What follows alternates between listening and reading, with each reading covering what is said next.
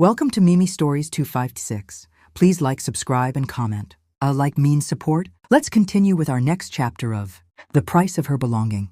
The door creaked open, and a nurse stepped inside, followed by two men in immaculate suits. Their polished shoes gleamed, and they carried themselves with an air of quiet authority. One of the men stepped forward, a small smile softening his otherwise formal demeanor. "Ms. Edith Brown?" he inquired.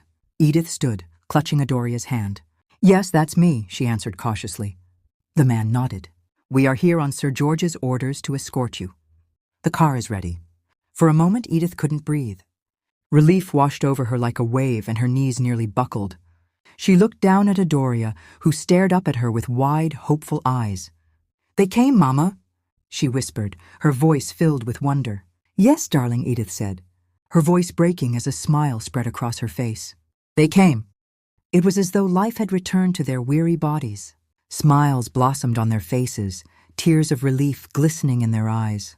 They scrambled to gather their belongings, throwing their few possessions into bags with hurried excitement. For the first time in so long, their empty lives felt full. As they left the hospital, Edith took one last glance at the room they had occupied. It had been a refuge during their hardest days, but now it was time for a new chapter. Outside, the men ushered them into a sleek black car, its windows tinted like a promise of protection from the world. Before heading to the mansion, inside the car, Adoria leaned against the cool leather seat, her small face pressed against the window as she marveled at the sights passing by. The world outside seemed so different from the confines of the hospital, where fear had clouded her view of everything. Now the greenery of the trees, the sprawling roads, and the occasional glimmers of sunshine made her heart swell with excitement. She darted her eyes toward her mother seated beside her. Edith smiled softly, though her nervous fingers betrayed her attempt to stay composed. Adoria's thoughts raced as the scenery blurred by. "These are good people," she whispered to herself, her little heart beating with gratitude. "Not only did they help us when we were desperate, but they're giving us work and a home. Where can people like them be found?" Her mother hadn't lied. Their saviors had kept their promise.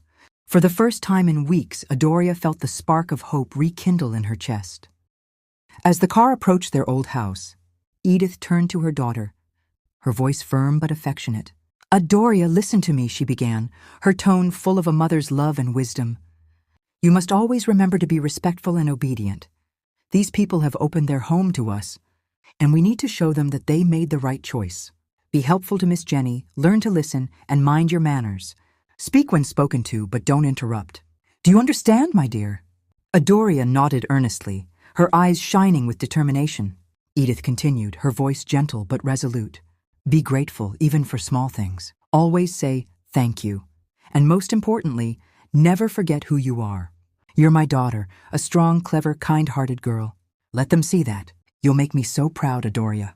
As Edith and Adoria arrived at their dilapidated house, they quickly set about gathering their belongings. Their meager possessions were tucked into a few battered suitcases and bags, while Adoria darted about, trying to make sure they didn't leave anything behind. The neighbors, curious about the commotion, peeked through their windows or stood at their doors, whispering among themselves. The news had spread. Edith and Adoria were leaving.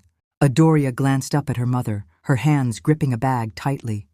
"Mama," she said hesitantly, "should we say goodbye to Aunt Jessica?" Edith smiled, her face softening. "Yes, darling. She's been so kind to you, always watching over you when I had to go out. We'll thank her properly before we leave." With their things packed, Edith and Adoria walked to the small, crooked house just down the street. Aunt Jessica was sitting on her porch, her chair creaking as she rocked back and forth. She was an older woman with wise eyes and a warm smile that seemed to make everything better. Seeing Edith and Adoria approach, Jessica's face lit up, though the news of their departure had already reached her ears. "You're really leaving then," Jessica said, her voice tinged with sadness, but also with a hint of pride. "I suppose it's for the best, Edith. You and this little one deserve something better than this neighborhood." Edith nodded, her throat tightening as emotion swelled. "Yes, Aunt Jessica. It's an opportunity we couldn't turn down. But we didn't want to leave without thanking you for everything. You've cared for Adoria when I couldn't, and you've been like family to us. We'll never forget your kindness." Jessica reached out and took Adoria's hand. her wrinkled fingers curling around the young girl's. "You've grown so much," she said softly, her voice warm and affectionate. "Don't forget me when you're off living a good life, Adoria. Remember where you came from and stay humble." Adoria's lip quivered as she nodded. "I'll remember, Aunt Jessica. I promise." Edith stepped away briefly, heading into the small shop at the corner of the street. She purchased a loaf of bread, some fruit, and a small packet of tea, things she knew Jessica would appreciate. Returning, she handed the items to the older woman, her expression full of gratitude. "A small token," Edith said, her voice thick with emotion, "to show how much we appreciate you. We'll visit when we can." Jessica accepted the gift with a tearful smile, her eyes glistening. "Go then," she said, her voice breaking. "Don't waste your chance. But remember, you'll always have a home here if you need it." As they hugged goodbye, the weight of their departure settled in. Edith and Adoria returned to the waiting car, their hearts both heavy and light. The road ahead was uncertain, but they carried with them the love and kindness of the people they were leaving behind. What awaits the two? Mother and daughter? Stay tuned to find out. Just a favor to ask.